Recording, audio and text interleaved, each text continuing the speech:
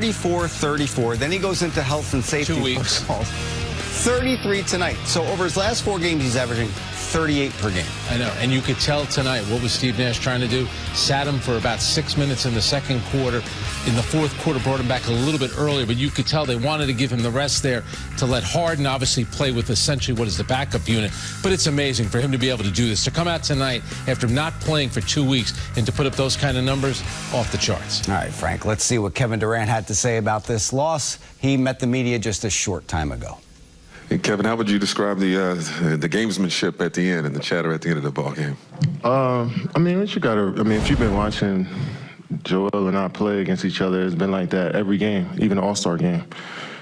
We just respect each other so much that that natural competitive fire, I guess, comes out, you know. So it's the name of the game, and letting them know we coming with the same energy. I like the energy that they play with tonight.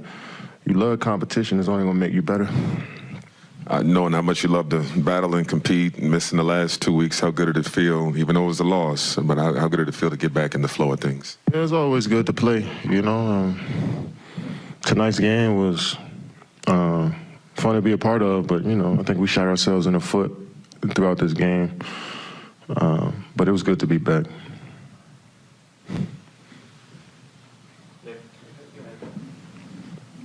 Kevin, you going against Joel a lot of years. Did anything he say tonight cross any line at all? Nah, hell no. He didn't really say nothing. I think I just was turned up, you know.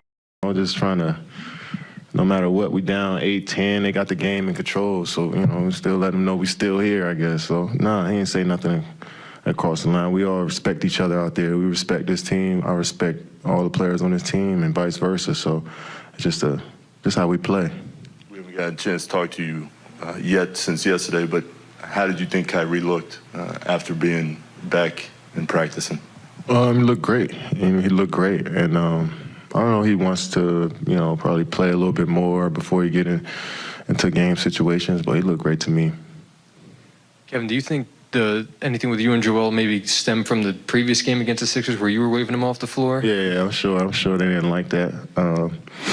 But I'm glad that can bring the best out of my opponent, and they come out here and play extremely hard. Like I said, it's only going to make me better as a player and us better as a team. So, yeah, of course they felt the way about that. But, you know, I told them I'm going to keep the same energy regardless. Win or lose, I'm going to still be me.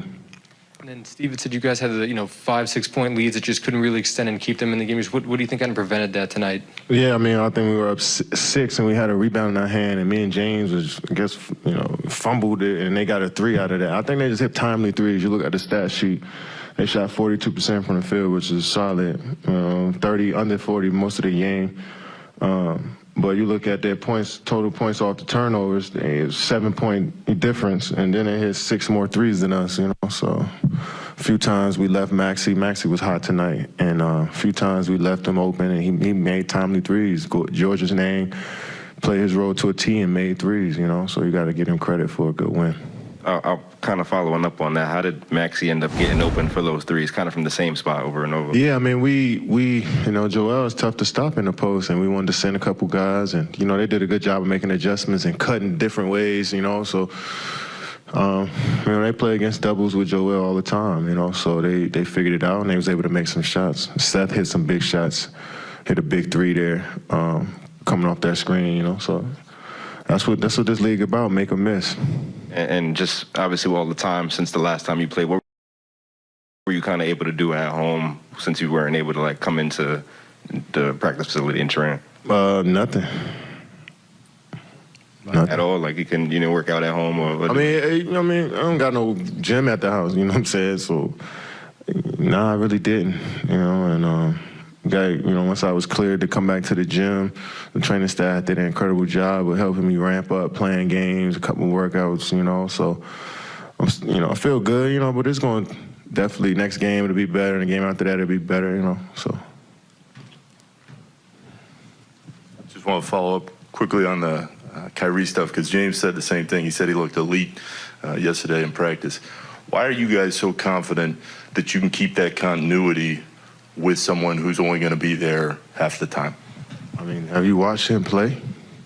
He's a master. He can score 60%, 70% of his shots if you don't, you don't guard him, you know, and he's a high IQ player. So, and, you know, it's just a matter of him just getting his legs up under him and his wind up under him. And for us, you know, we're going to run plays for him. We're going to try to look for him. And, you know, we play team basketball. So, but he can adapt and do anything out there. So we're not worried about him.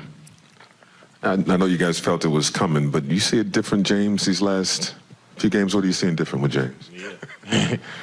Yeah, I mean, you're just more confident and just everything you're doing. I mean, that's half the battle as an NBA player, just building that confidence and then knowing how you're going to approach every game. I think all of us, you know, as the season started to go, this early season, we're starting to figure out what our roles are and what we need to do as individuals, even the main guys on the floor, you know. So, but you look great to me, man. Rebounding, pushing the pace, getting to the paint, you know, and I think it's only going to get better from here. Pitch on the triple-double leaders all time. He's got a ways to go before he catches Russell Westbrook. Let's get thoughts from Harden on tonight's loss. The first question teed up by our Michael Grady. Hey, James, how would you summarize this one? You guys had your moments and couldn't quite pull away. From your perspective, what kept you from getting that separation you needed? You know, they got more than enough talent to, you know, have a really good game after a really good first quarter. But we climbed back in the game. We did a really good job of just locking down defensively and doing what we're supposed to do. Obviously, 16 points in that second quarter. We got a chance in that third quarter. I think we went up 8 or something. I can't remember what it was, but we just allowed them to get offensive rebounds and, you know, more shots at the rim than us, more shots in general after us. And you can't allow a team like that, especially with the shooting that they have, and then obviously, you know, Joel. On the offensive side, the turn. You know, just decision making. I had a couple that, you know, I wish I could have got back.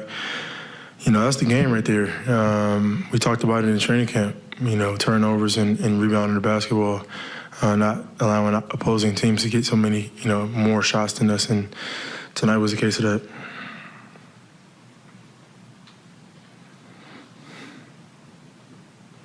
James, since we haven't seen you since yesterday, how did you think Kyrie looked in practice? Like Kyrie? Elite. Did you get a chance to talk to him much? I know a lot of guys have said they got a couple minutes with him. It was just nice to see him again in the building. Yeah, I mean, same Kyrie. We're just happy to have him back. Now we got to get him on the court and get this thing going. What's up, James?